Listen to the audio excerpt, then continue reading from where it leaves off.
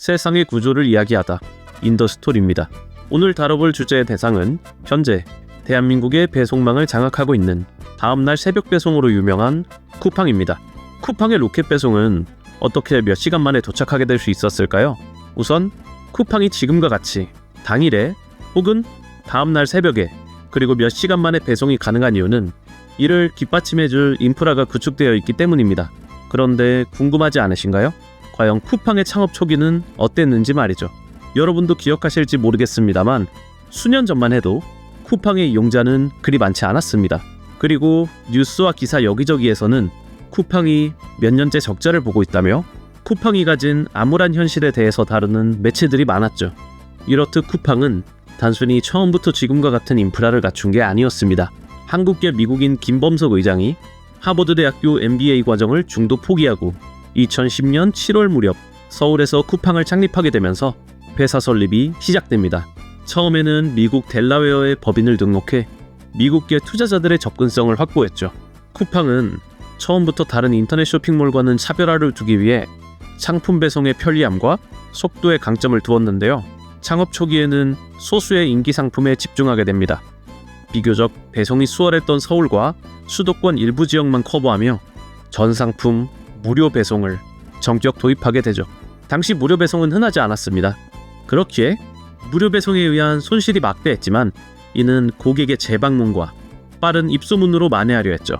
그 이후로도 쿠팡은 무료 반품, 당일 배송 시범 등 과감하고 공격적인 마케팅으로 고객의 충성도를 확보해 나갔습니다. 그러던 중 2014년 쿠팡은 대규모 투자를 유치할 수 있게 됩니다. 전 세계적인 투자 기업인 블랙록과 세콰이어 등으로부터 약 3천억 원 규모의 투자를 받게 되고 이 자금을 바탕으로 물류센터를 구축해 나가기 시작하죠. 그렇게 2014년 쿠팡에서는 주문 다음날 새벽 배송 보장을 내세운 로켓 배송 서비스가 공식 론칭되게 됩니다. 바람의 방향이 바뀐 건 이때부터였을까요? 쿠팡은 원래도 앞세우던 속도에 대한 강점을 더욱 강화하여 배송면에서 경쟁의 선두로 부상하게 됩니다. 하지만 그럼에도 불구하고 쿠팡은 여전히 적자를 면하지 못했습니다. 아무리 그래도 당시 대한민국에서 주문 다음날 새벽 배송을 보장하기란 쉽지 않았죠. 다른 쇼핑몰보다 훨씬 빠른 속도를 선보였지만 그럼에도 불구하고 끝까지 무료 배송을 고수했기에 평균 3,000원 정도의 배송 단가가 전액 손실로 반영되어 손해는 배로 늘어갔고요. 심지어 무료 반품까지 선보였기에 3,000억 원이라는 큰 투자에도 불구하고 막대한 영업 손실을 피할 수 없었습니다. 그럼에도 불구하고 쿠팡은 본인들의 서비스 정책을 고수하며 오직 직진해 나아갔죠. 그럼 쿠팡의 가치를 알아본 걸까요? 2015년 소프트뱅크로부터 약 10억 달러, 한화 1조가 넘는 자금의 투자를 유치하게 됩니다. 이를 통해 지금의 쿠팡을 만들어준 물류센터의 확장이 가능해졌고 배송 손실을 보전할 수 있었죠. 이 물류센터를 바탕으로 어떻게 몇 시간 만에 배송이 가능하게 되었는지는 영상 후반에 다뤄드릴게요. 이러한 자금 유치로 성장을 도모할 수 있었던 쿠팡은 2016년에서 17년 신선식품 당일 배송 서비스인 로켓프레시에 대한 테스트를 시작합니다. 채소나 과일, 다양한 냉장 냉동식품을 주문 다음날 새벽 7시 전 도착 보장해주는 서비스인 거죠. 그리고 2018년에는 우리가 익히 잘 알고 있는 유료 멤버십인 로켓와우 서비스가 공식 출시됩니다. 바로 7시간 내로 배송하고 무료 반품이 가능함과 동시에 다양한 프리미엄 혜택을 제공하는 서비스인 거죠.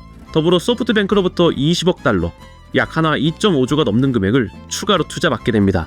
2019년에는 배달 서비스인 쿠팡이츠까지 정식 출시하게 되는데요. 그럼 당시 쿠팡의 연매출은 얼마나 성장했을까요? 로켓와우 출범 당시 2018년 쿠팡의 연매출은 41억 달러, 2018년 기준 한화 4조 5천억 원에서 2019년 63억 달러, 2019년 기준 한화 7조 3,400억 원으로 매출이 급성장하게 됩니다. 그럼에도 불구하고 영업 손실은 여전히 막대했는데요. 하지만 다행히 2018년 영업 손실은 1.13조 원, 2019년은 7,200억 원으로 손실 감소까지 이루어냅니다. 그리고 2020년이 되면서 무슨 일이 발생하죠? 모두가 아는 코로나 팬데믹이 시작됩니다.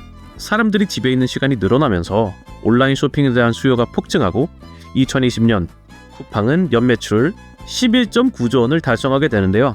더불어 2020년 7월 싱가포르 OTT 업체인 훅을 인수하여 쿠팡 플레이를 발표해 몸집을 더욱 불리게 됩니다. 2021년에는 뉴욕 증권거래소에 상장까지 하게 되는데요.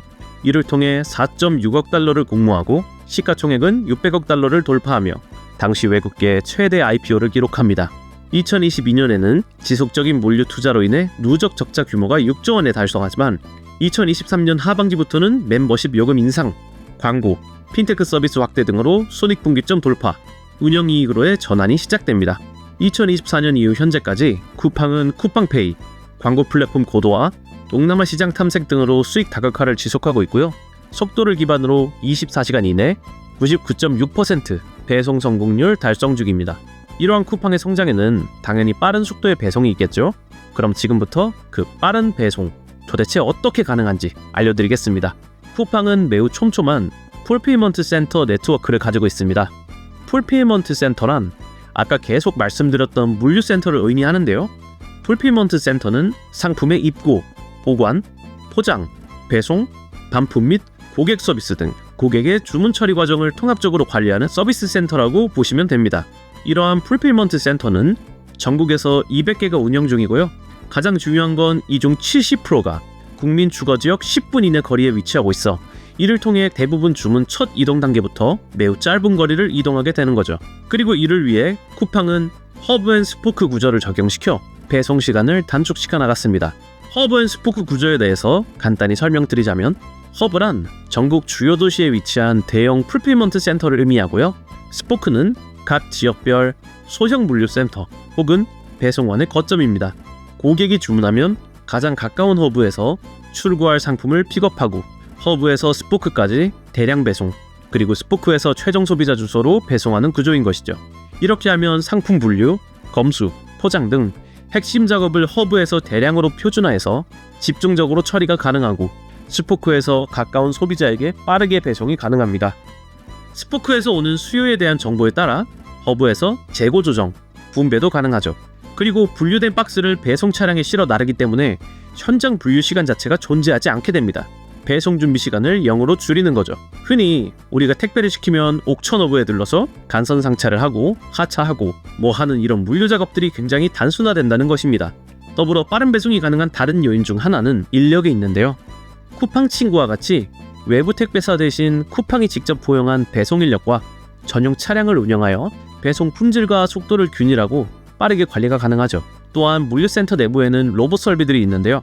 AGV와 로보담을 이용해 상품을 작업대로 2분 내에 운반하고 일일 처리량을 일반적인 작업보다 몇 배는 늘릴 수 있어 작업 속도가 상당히 빨라집니다.